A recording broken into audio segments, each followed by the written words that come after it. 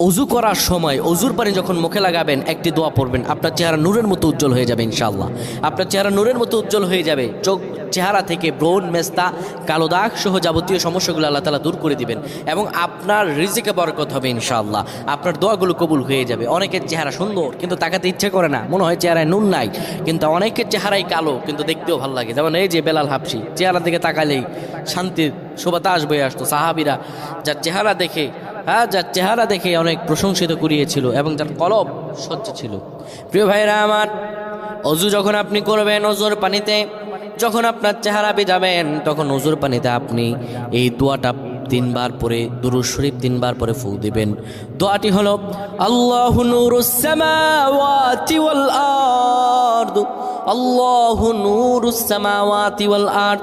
পানিগুলো নিয়ে সেই পানির মধ্যে আপনি ফু দিয়ে চেহারার মধ্যে লাগাবেন। আমার